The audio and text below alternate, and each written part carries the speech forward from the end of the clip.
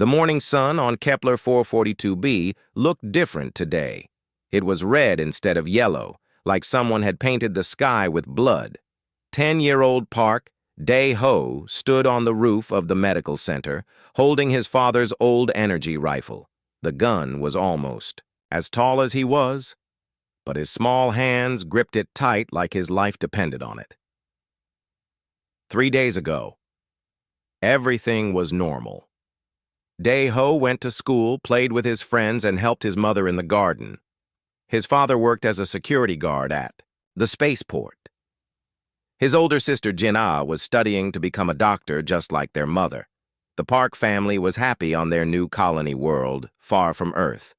Then the ships came. They appeared in the sky like giant red monsters, blocking out the sun. The Galactic Empire had found their little colony world. The alien ships were huge and scary, with weapons that could destroy entire cities. The colonists tried to fight back, but their small defense force was no match for the Empire. Dae-ho watched. His father grab his rifle and kiss his mother goodbye. His father looked scared but tried to smile. "We will protect everyone," he said. But Dae-ho could see the worry in his father's eyes. The Empire never left survivors. They took what they wanted and killed everyone else. The first attack came at night. The alien ships fired their weapons and the ground shook like an earthquake. Buildings exploded into fire and smoke. People screamed and ran in all directions. Dae-ho hid with his mother and sister in their basement, listening to the sounds of war above them. His father never came home. The second day was worse. The Empire sent down their soldiers, giant aliens in black armor carrying weapons that could cut through metal like paper. They marched through the streets, shooting anyone they saw. Dae-ho watched from his window as his neighbors tried to run. The aliens showed no mercy. They killed old people, children, everyone. Dae-ho found his father near the spaceport. His body was still and cold. The boy cried, but his mother pulled him away. "We have to go," she said. "The evacuation ships are leaving." But Dae-ho looked back at his father one last time. He picked up the energy rifle that lay beside his father's body. That night, the Empire attacked the medical center where his mother worked. She was trying to save wounded colonists when the building exploded. Dae-ho saw it happen from across the street. His mother disappeared in a ball of fire along with dozens of other people who were just trying to help. Jin-ah found him crying in the ruins. She was covered in dirt and her clothes were torn, but she was alive. "We have to get to the ships," she said, grabbing his hand. "The last transports are leaving soon." But Dae-ho pulled away. He looked at the rifle in his hands, then at his sister. "I know what father would want me to do," Jin-ah understood. She hugged him tight and whispered in his ear, "You are the bravest person I know, little brother." Then she ran toward the landing pads where the evacuation ships waited now. Dae-ho stood alone on the medical center roof. The morning sun painted everything red, and he could see the Empire soldiers marching toward the landing pads where hundreds of families waited for the last ships to take them to safety. The boy checked his rifle like his father taught him. The energy cell was half full enough for maybe an hour of fighting. He was not scared anymore. The fear had burned away, leaving only anger. His family was gone. His friends were gone. His whole world was dying, but those families down there still had a chance. Dae-ho activated his comm device and spoke to the transport pilots. "This is Park Dae-ho at the medical center. I can see the enemy coming. Give me 30 minutes and I will slow them down." The pilot voice crackled back. "Kid, you need to get out of there. We cannot wait much longer." "I am not coming," Dae-ho said, looking at the alien soldiers getting closer. "Just keep those families safe. That is what my father would want." The first Imperial soldier appeared at the end of the street. Dae-ho took aim and fired. The energy bolt hit the alien in the chest, sending him flying backward. The other soldiers looked around, confused, trying to figure out where the shot came from. Ho moved to a different window and fired again. Another soldier fell. The aliens started shooting back, but they did not know where he was. The boy used every trick his father taught him. Stay low. Move fast. Never shoot from the same place twice. The Empire soldiers were not used to fighting children. They expected adults with heavy weapons, not a small boy with a rifle. But Dae-ho was smart. He knew the building better than they did. He crawled through air vents, climbed between walls, and attacked, from places they never expected. For 2 hours, he held them back. The aliens sent more soldiers, but the boy kept fighting. Every time they tried to advance toward the landing pads, Dae-ho would appear and force them to take cover. He destroyed their vehicles, shot their officers, and made them angry. Through his comm device, he heard the transport pilots talking. The first ship is loaded and leaving, second ship almost ready. Give us 10 more minutes. Kitty Ho was getting tired. His rifle energy was almost gone, and he could hear the aliens breaking into the building below him. But he smiled because he could see the second transport lifting off into the sky. More families were safe. The third transport was the biggest one. It carried over 200 people, including many children. Dae-ho watched it prepare for takeoff, while Imperial soldiers climbed the stairs toward him. They were angry now, shouting in their alien language and firing their weapons at anything that moved. 5 more minutes, the pilot said. We are almost ready. Dae-ho had no energy left in his rifle, but he found some explosive charges in a storage room. His father had taught him about these too. They were for mining, but they could stop enemy soldiers. He placed them at the top of the stairs and waited. The aliens came rushing up just as the third transport lifted off. Dae-ho triggered the explosives. The whole floor collapsed, sending soldiers falling down into the wreckage below. The building shook and started to fall apart. But the boy did not care. He reached the roof again and saw all 3 transport ships disappearing into space. Over 600 people were safe.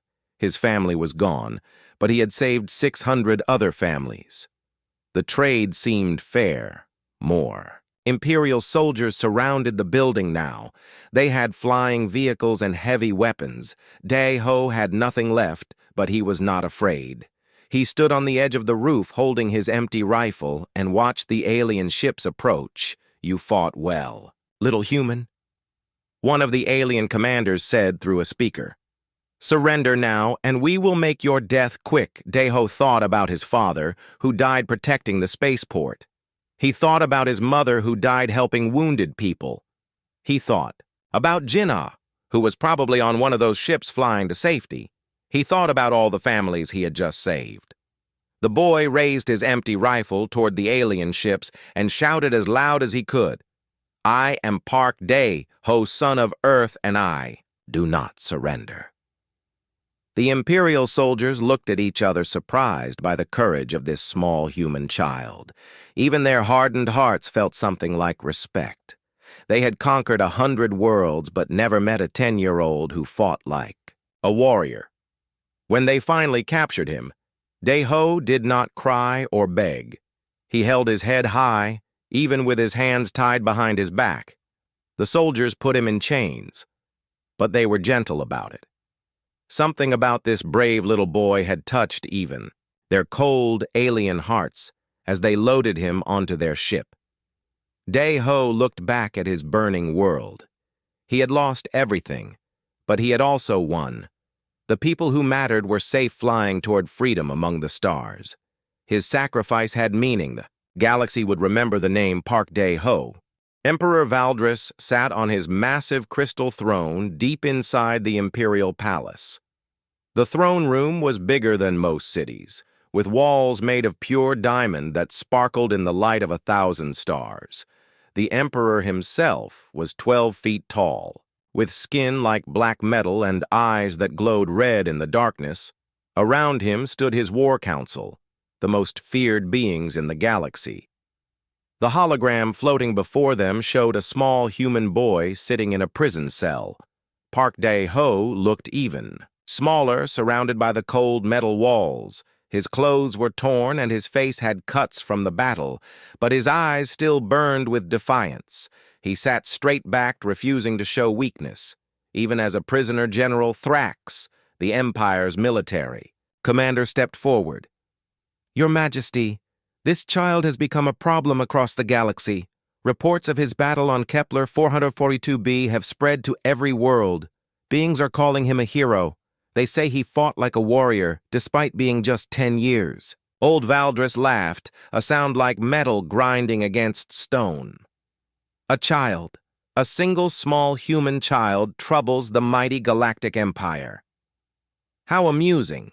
But Admiral Korath shook her massive head. "It is not amusing, Your Majesty. The human colonies are talking about resistance. Other species are starting to question our rule.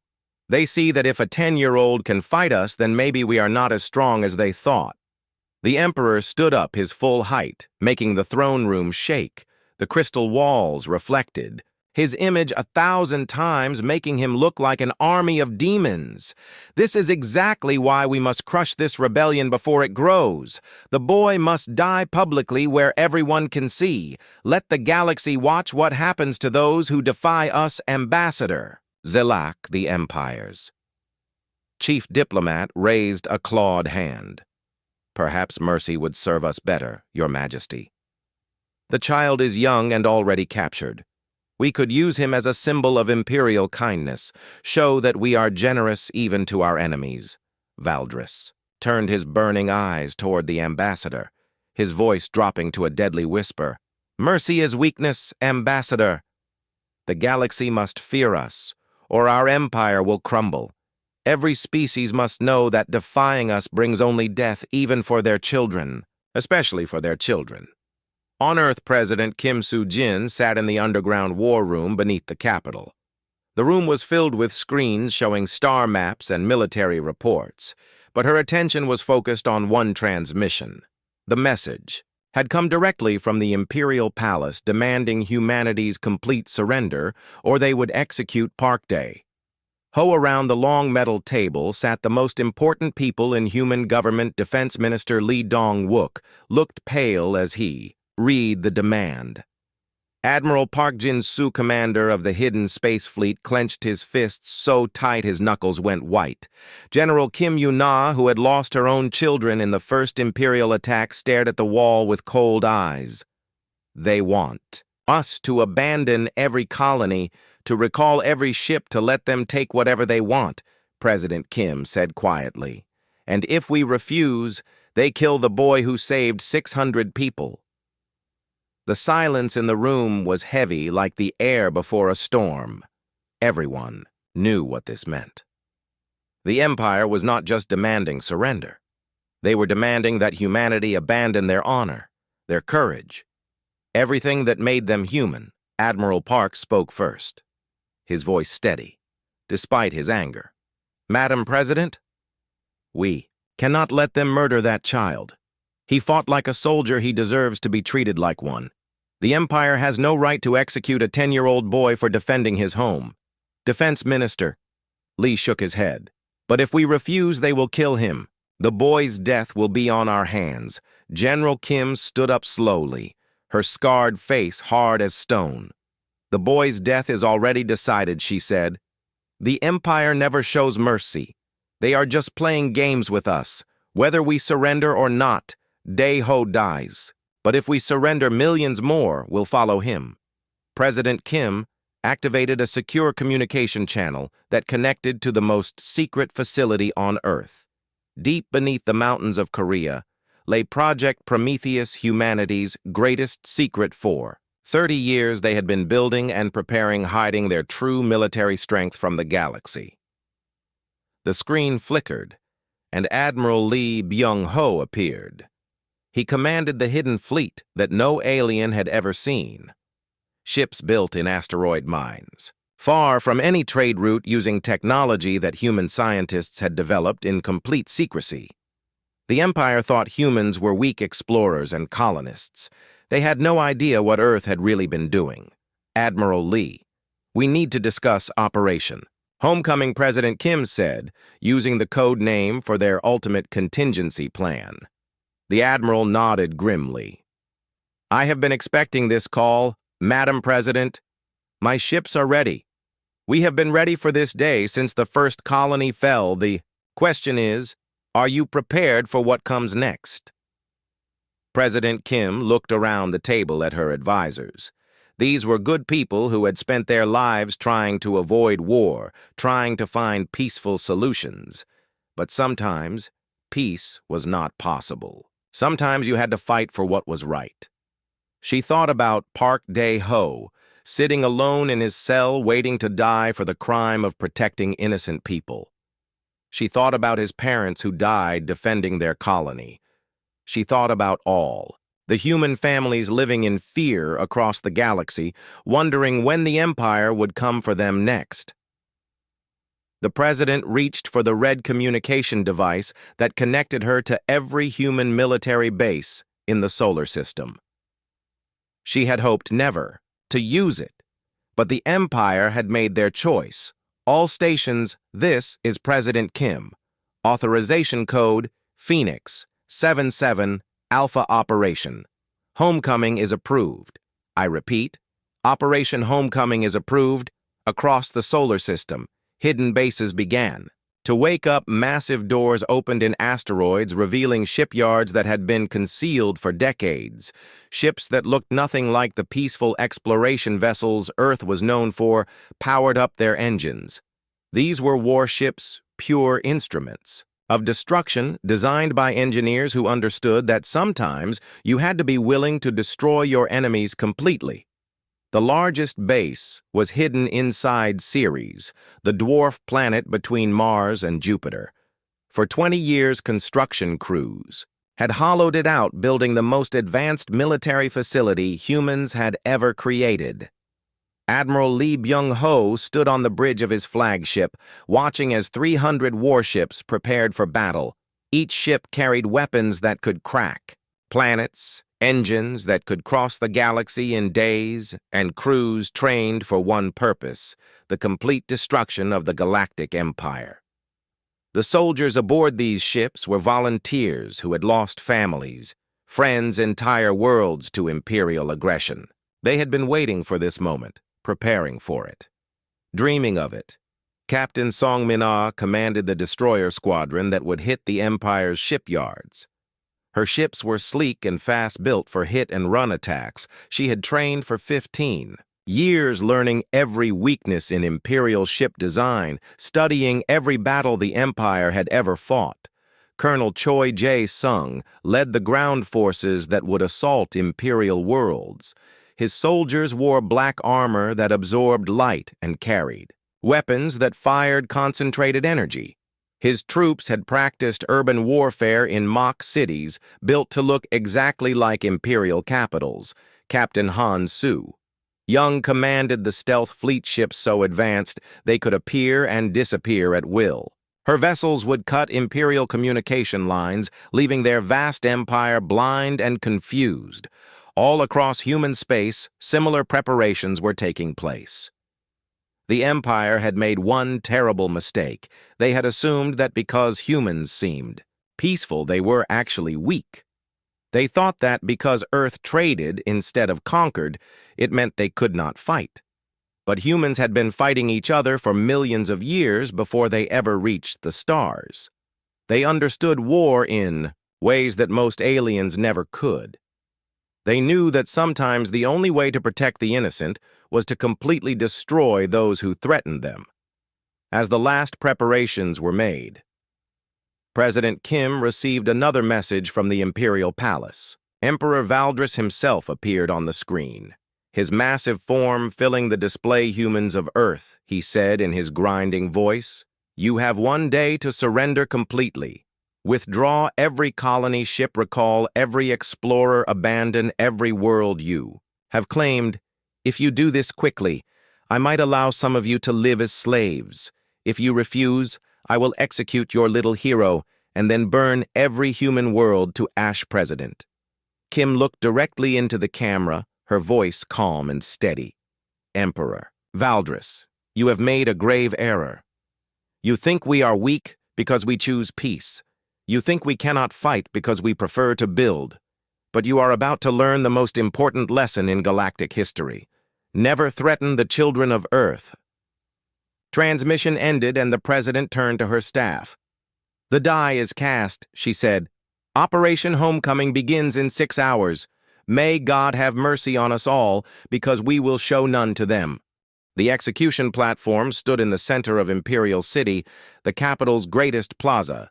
Millions of aliens gathered to watch while countless more viewed the broadcast across the galaxy. The Empire wanted this moment to be remembered as the day human resistance died. Emperor Valdris himself sat in the royal viewing box, his red eyes gleaming with satisfaction. Park. Deho walked up the steps to the platform with 2 Imperial guards beside him. The guards were twice his height, wearing black armor that made them look like metal giants. But the small boy did not look afraid. He wore a clean prison uniform that was too big for his thin body. His hands were chained, but he held his head high. The crowd of aliens cheered and screamed, wanting to see the human child die. They threw things at him and called him names in a dozen different languages, but Dai-Ho did not flinch. He looked straight ahead like a soldier marching into battle-high executioner. Vex stepped forward, holding the ceremonial energy blade. The weapon hummed with power, designed to make death quick, but painful enough to send a message. The executioner was a massive creature from the ice world of Glacier Prime, his blue skin covered in ritual scars. "Before we end this criminal's life," the executioner announced, "let the galaxy hear his final words. Perhaps he will beg for mercy. Perhaps he will renounce his foolish resistance." A floating camera drone moved close to Deho's face, broadcasting his image to every world in the Empire. The boy looked directly into the lens, his young voice somehow carrying across the vast distances of space. "I am not sorry for fighting. I am not sorry for saving those families. I am only sorry that I could not save more people. The Empire thinks they are strong because they have big ships and powerful weapons, but real strength comes from protecting others, especially those who cannot protect themselves." The crowd grew quieter, some of the aliens looking uncomfortable at the boy's courage. "Tell my parents I was brave. Tell my sister Jin, that I kept my promise. Tell Earth that Park Deho died as a human should, standing up for what is right, Emperor." Valdris stood up in his viewing box, his voice booming across the plaza. "Enough of this nonsense! Execute the criminal and end this pathetic display." The executioner raised his energy blade high above Deho's head. The crowd held its breath, waiting for the moment that would break human spirit forever. At exactly 14:47 Galactic Standard time, the blade came down. The light faded from the brave boy's eyes. Park Deho, age 10, hero of Kepler. 442b, savior of 600 innocent people, was dead. The crowd erupted in celebration. Imperial nobles raised their cups in toast. Alien news reporters spoke excitedly about the end of human defiance. Emperor Valdris smiled the cold smile of a predator who had just devoured his prey. For 15 minutes, the galaxy celebrated. For 15 minutes, the Empire felt secure. For 15 minutes, they believed they had won. Then space began to scream. Admiral Lee Byung-ho stood on the bridge of the UHSV Vengeance, watching as the hyperspace jump completed around him. Through the view screen, he could see Imperial City spread out below the massive capital world of the Galactic Empire. But he was not alone. 300 human warships dropped out of hyperspace, simultaneously appearing in perfect formation above the most heavily defended world in the galaxy. These were not exploration vessels or colony ships. These were instruments of pure destruction, built in secret over 30 years of careful preparation. The Imperial Defense Fleet guarding their capital world consisted of over 5,000 ships, the largest concentration of military power in Galactic's history. But they were scattered across the entire system, protecting trade routes and space stations. They had never imagined that anyone would be crazy enough to attack the Imperial capital directly. Captain Song Min Ah commanded the destroyer wing. that appeared directly above the main orbital shipyards. Her ships were sleek and deadly, designed for maximum speed and firepower. Songmin Ah. Songmin Ah. Here, targets acquired beginning attack run. The shipyards that built Imperial dreadnoughts, for 2 centuries vanished in balls of nuclear fire. Colonel Choi Jae-sung led the assault transports that dropped toward the planet's surface. His soldiers had trained for 15 years studying Imperial military doctrine, practicing in mock cities, built to replicate Imperial architecture.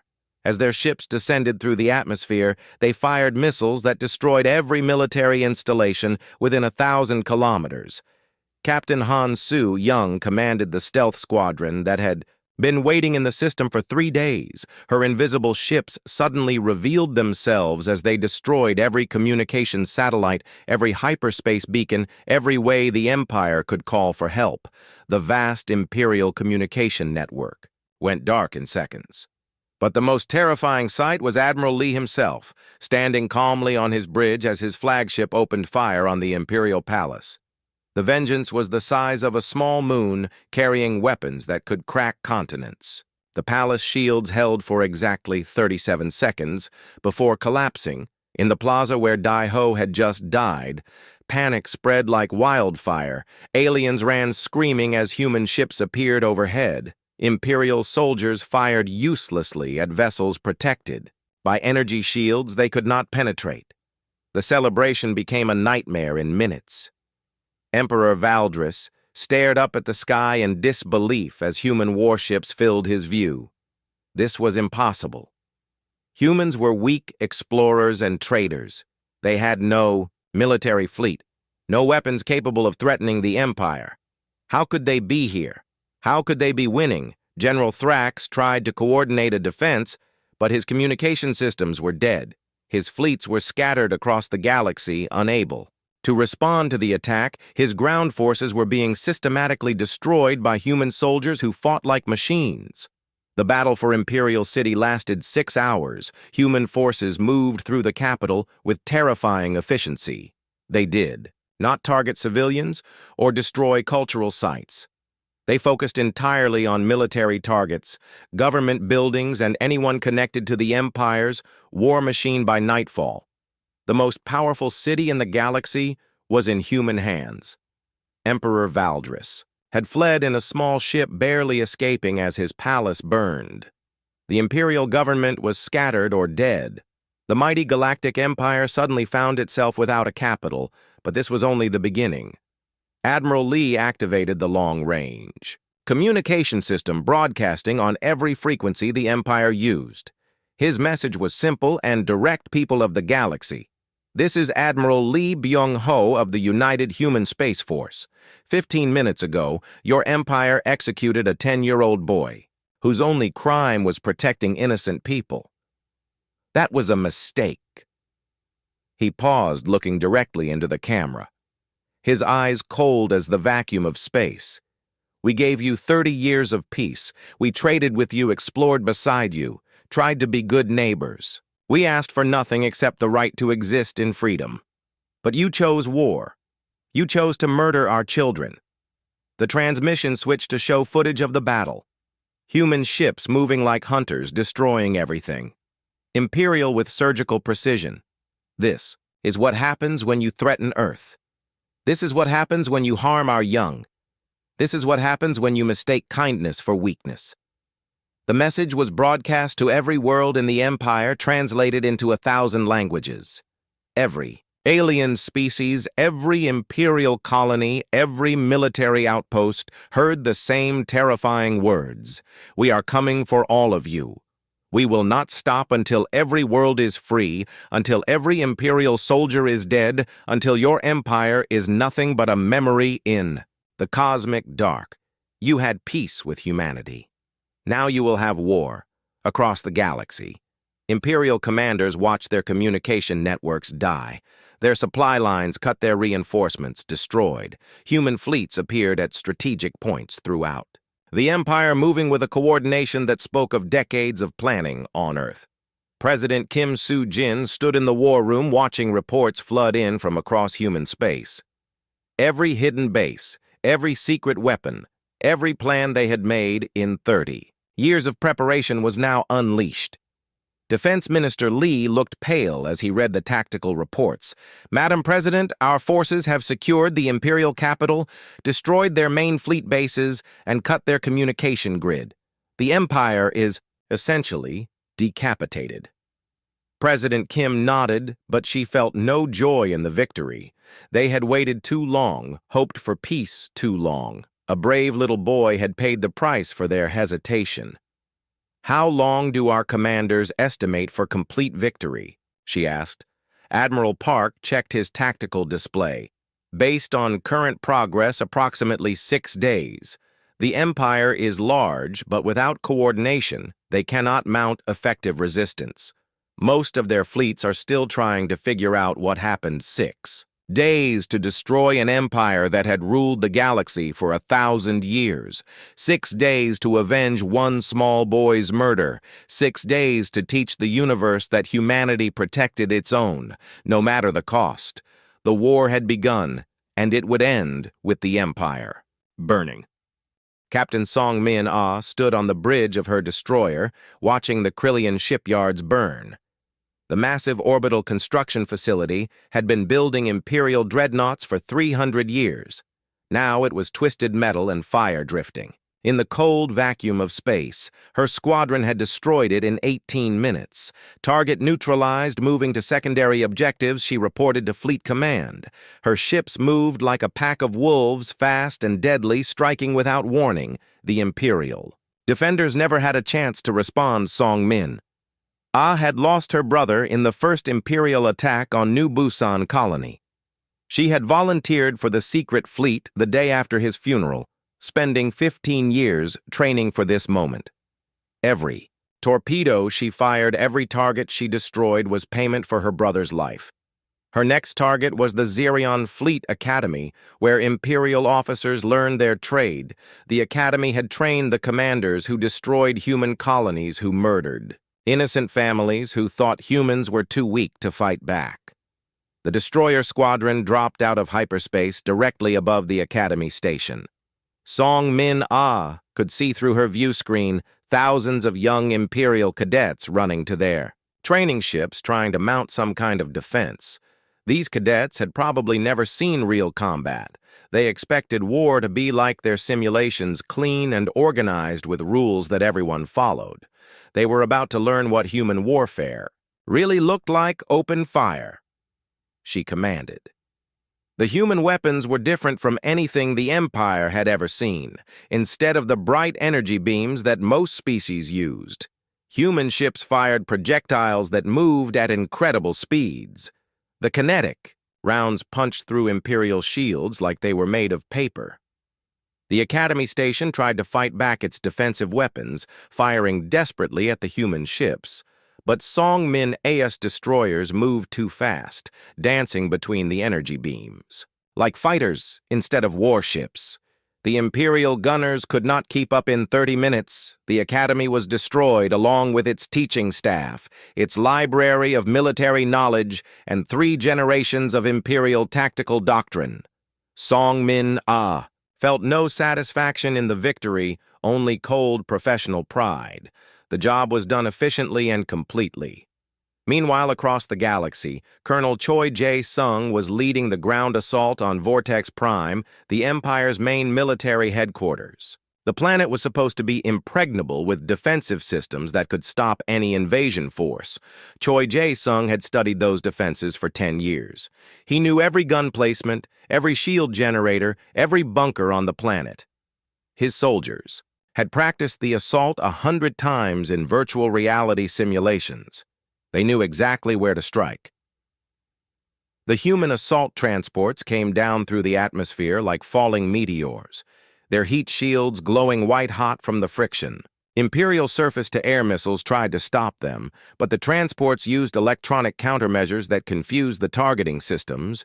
Most of the missiles missed completely. Those that did hit found their warheads deflected by armor that seemed to absorb energy instead of reflecting it. The human ships crashed into the ground like hammers, but emerged from the smoke undamaged.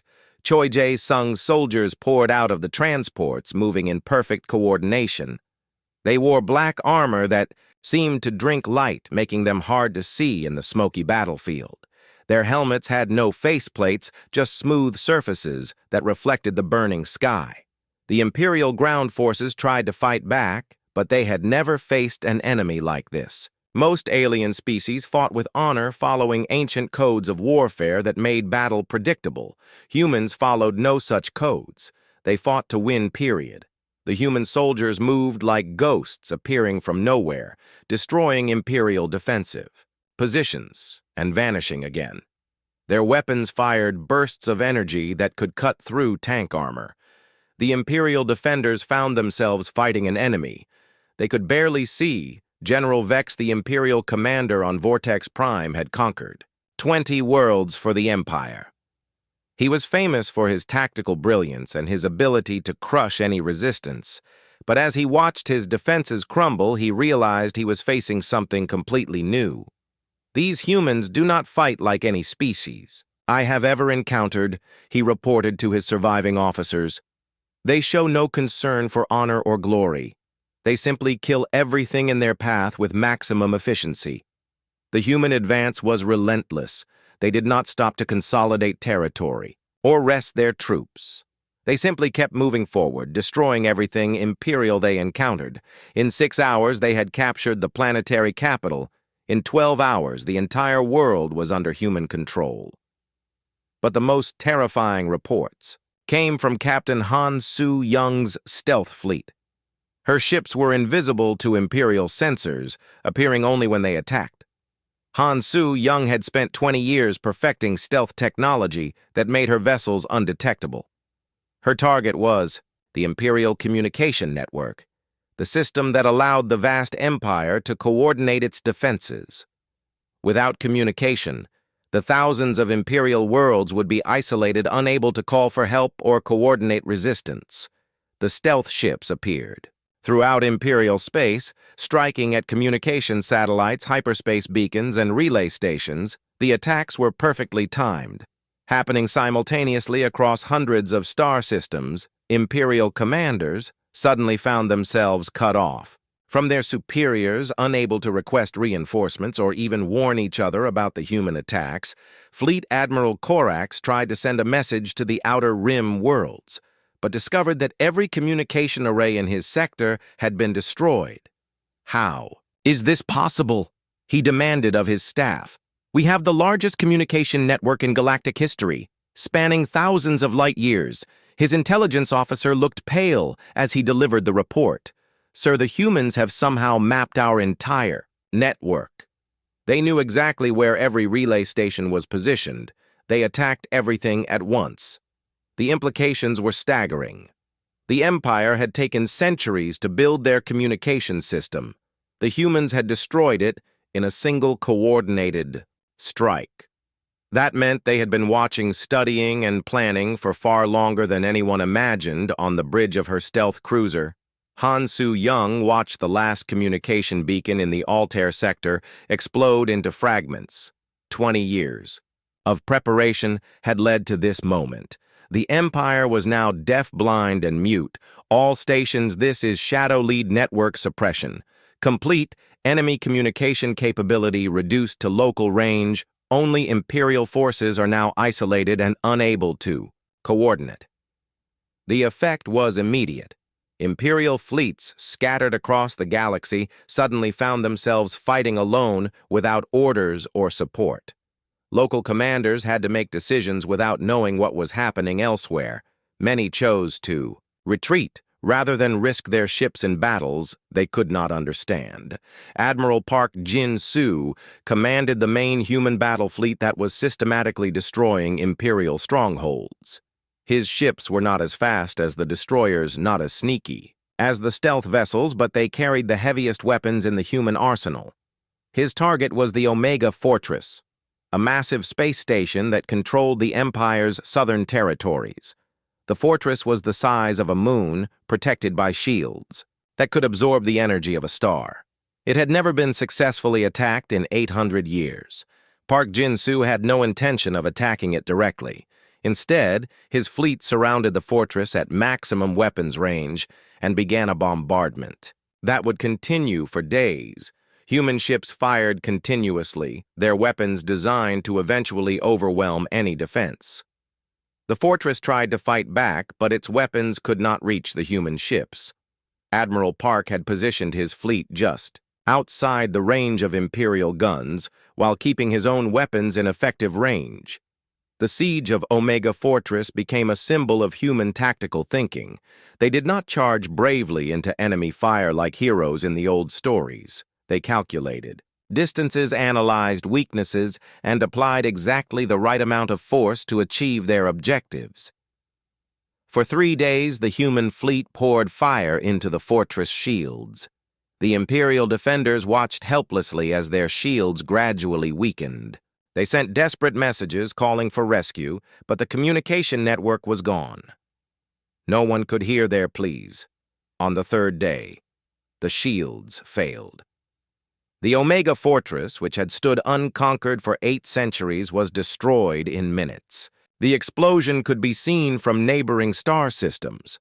Across human space, similar scenes played out. Imperial bases fell with mathematical precision. Human forces struck at carefully chosen targets, destroying the Empire's ability to fight back. Each victory was planned, calculated, and executed with terrifying efficiency. The Empire had ruled through fear and overwhelming force. They expected their enemies to fight like heroes, charging into battle with courage and honor, but humans had learned warfare from millions of years of evolution. They understood that the only rule in war was to win. General Kim Yu-na led the assault on the prison world where political prisoners were held. Her forces moved through the facility like avenging angels, destroying the guards and freeing thousands of beings who had been imprisoned for opposing the Empire. Among the prisoners, she found aliens who had helped human colonies, beings who had spoken against Imperial expansion species that had refused to join the Empire willingly. These were the people the Empire called criminals, for the crime of wanting freedom. As she walked through the prison complex, Kim Yu-na thought about her own. Day 4 of the war brought the siege of Kythera, the Empire's secondary capital and home to their most elite military units. The planet had never been successfully invaded in its 2,000-year history. Its orbital defenses could destroy entire fleets. Its ground forces were legendary for their skill and brutality. Admiral Park Yun-ji looked down at the world through her flagship view screen. Kythera was where they had filmed Park Dae-ho's execution, where Imperial propaganda showed the broken body of a 10-year-old boy to celebrate their victory. Yun-ji was the dead boy's aunt, and she had volunteered to lead this particular assault. The orbital stations around Kythera opened fire as the human fleet approached. Massive energy beams lanced through space, trying to destroy the approaching warships, but the human vessels moved in patterns that seemed to anticipate where the shots would go. For 20 years, human intelligence had studied Imperial tactics. They knew how Imperial gunners were trained, what patterns they preferred, what mistakes they typically made. The human fleet danced between the energy beams like they were following a choreographed routine. Return fire. Admiral Park commanded. The human response was devastating. Instead of trying to match the Empire's energy weapons, human ships fired kinetic rounds accelerated to incredible velocities. The metal slugs punched through station armor like bullets through paper. The first orbital fort died in minutes. Its hull ruptured in a dozen places. The second fort tried to retreat, but human destroyers were faster. They caught it before it could reach safe distance and tore it apart with concentrated fire as the orbital defenses crumbled. Admiral Park received a transmission. From the planet's surface, it was General Vorthak, commander of the Kythera garrison and architect of several human colony massacres. Human commander, this is General Vorthak. I propose a negotiation. We can discuss terms for the surrender of this world, Admiral. Park looked at the image of the alien general on her screen. She remembered watching the news footage of New Sol Colony burning while Vorthak's forces slaughtered civilians.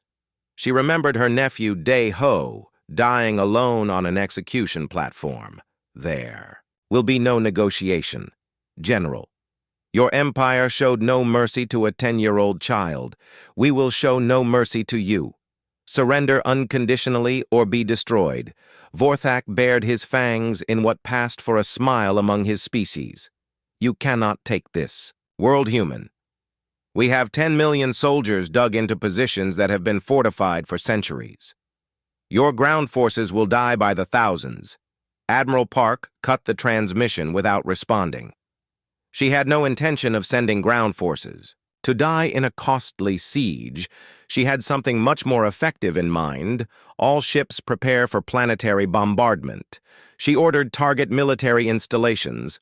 Only civilian areas are to remain untouched. The bombardment of Kithara lasted 18 hours. Human ships in orbit fired continuously at every military base, every weapons factory, every training facility on the planet. The strikes were precise, avoiding civilian population centers, but destroying everything connected to the Imperial. War Machine General Vorthak watched from his bunker as centuries of military infrastructure vanished under human fire. His legendary defenses meant nothing against an enemy that could strike from orbit with perfect accuracy by the end of the bombardment. Kithara's military was gone. The planet surrendered without human soldiers ever setting foot on the ground. Admiral Park had avenged her nephew without losing a single person. Meanwhile, Captain Song Min-ah was completing her mission to destroy the Empire's industrial capacity. Her destroyer squadron had spent 4 days systematically attacking every factory, every shipyard, every facility that kept the Imperial war machine running. The attack on the Rigel manufacturing complex was typical of her methods. The complex covered an entire moon producing weapons and equipment for Imperial forces across the galaxy. It was defended by automated systems and a fleet of robotic fighters. Songmin AHS ships approached at high speed, using their electronic warfare capabilities to confuse the defensive systems. The automated guns fired at targets that were not really there, while the real human ships slipped through the defenses. The complex died quickly and efficiently. Song Min-ah did not waste time. With prolonged battles, she identified the most critical targets and destroyed them first. Power generators, first, then the main production facilities, then the defensive systems. In 30 minutes, a manufacturing center that had operated for 4 centuries was reduced to wreckage floating in space. The Empire had lost another piece of its ability to fight back. Colonel Choi Jae-sung was leading the liberation of Zerion 7, a world where the Empire conducted experiments on captured humans. His soldiers moved through the research facilities like ghosts in black armor, destroying everything they found. The experiments were worse than anyone had imagined. Imperial scientists had been studying human physiology, trying to find weaknesses they could exploit. The test subjects were colonists captured during the early raids on human worlds. Choi Jae-sung's soldiers found humans who had been tortured for years in the name of Imperial science. They found children who had been separated from their families and used as laboratory specimens. They found evidence of cruelty that went beyond military necessity. The colonel stood in the main laboratory looking at cages that had held human prisoners. He thought about his own daughter safe on Earth and felt a cold rage that burned brighter than any star burn. In all, he commanded his troops. Nothing remains. Nothing survives. The research facility became a funeral pyre visible from orbit. The Imperial scientists tried to escape, but Choi Jae-sung's soldiers were faster. They showed the same mercy that had been shown to their test subjects. None on day 5 of the war. Captain Han Soo-young received new orders. Her stealth fleet was to penetrate the core worlds, the most heavily defended systems in the Empire. These were the original worlds that had founded the Imperial government 1,000 years ago. The mission was dangerous, The core worlds had detection systems that might be able to find even her advanced stealth ships. But Su Young had spent her entire adult life perfecting the art of invisible warfare. Her ships slipped through the outer defenses like shadows moving between the patrol routes that Imperial forces had used for centuries. The humans had studied these patterns, mapping every ship, every sensor, every weakness in the Imperial defense network. The first target was the Imperial War College, where the Empire's best strategists learned their trade. The college contained the accumulated military wisdom of 1,000 years of conquest, the tactics and strategies that had built the largest empire in galactic history. Su Young's ships appeared without warning, their weapons already firing. The college defenders had no time to respond to an attack. They could not see coming. The ancient institution vanished in nuclear fire along with its irreplaceable archives.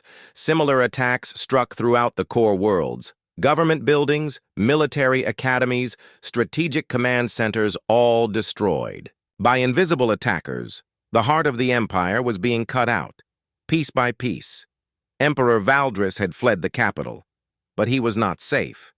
His ship was detected by human sensors as it tried to reach a hidden fortress in the outer rim. Admiral Lee Byung-ho himself intercepted the fleeing tyrant. The Emperor's ship was massive and heavily armed, but it was alone. The UHSV Vengeance appeared beside it like a giant predator confronting its prey. Admiral Lee opened a communication channel. Emperor Valdris, this is Admiral Lee Byung-ho. You ordered the execution of a 10-year-old boy. You made yourself the enemy of every decent being in the galaxy. Surrender now and you will receive the same mercy you showed to Park Day. Ho Valdris appeared on the screen, his metal skin gleaming with rage. Human fool, you have destroyed my empire. But you cannot destroy me. I am eternal. I am power itself, Admiral. Lee looked at the being who had caused so much suffering, who had ordered the death of an innocent child who thought that strength meant the ability to hurt those weaker than yourself. You are nothing but a bully with delusions of grandeur. The galaxy will be better without you. The Vengeance fired once. The Emperor's ship exploded in a ball of superheated plasma. Emperor Valdris, who had ruled 1,000 worlds, died alone in the darkness between the stars. On day 6, the war was over. The Galactic Empire, which had dominated the galaxy for a millennium, was gone. Its fleets were destroyed, its worlds liberated, its leaders dead or scattered. The speed of the collapse shocked everyone, including the humans who had planned it. President Kim Soo-jin stood in the war room on Earth, reading the final reports. Total Imperial military capacity destroyed, she said, to her staff. Government infrastructure. Eliminated communication network offline. Political leadership. Eliminated or in hiding defense. Minister Lee shook his head in amazement. 6 days. We destroyed a galactic empire in 6 days. Admiral Park looked up from his tactical displays. We had 30 years to prepare. We studied every weakness, mapped every target identified, every vulnerability.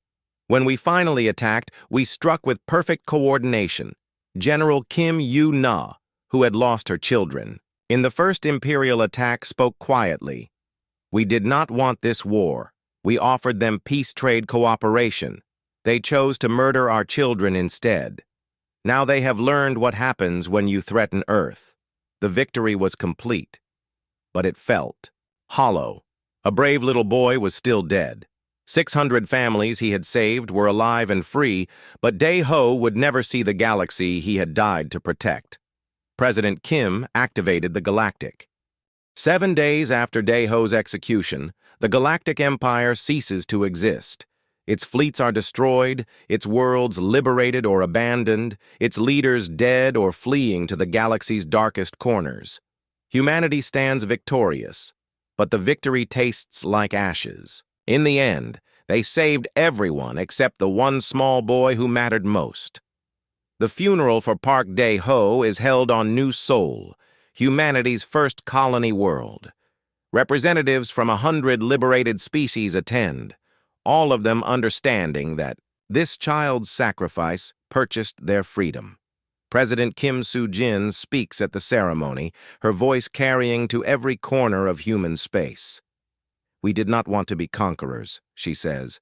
"We wanted only to explore, to learn, to build peaceful homes among the stars. But when they murdered our child, they forgot the most important truth about humanity. We protect our own, no matter the cost." The monument they build is simple, a statue of a small boy holding a rifle too big for his hands, looking up at the stars with determination in his young face. Below it, carved in stone, are words that become humanity's promise to the galaxy. "Never again will innocents die while we draw breath." The Empire learned too late that humanity's greatest strength was never their technology or their tactics. It was their willingness to burn down the universe itself rather than let evil triumph. And in the silence of space, where Day-Ho's brave spirit still echoes, the galaxy finally understands why you should never, ever threaten humanity's children.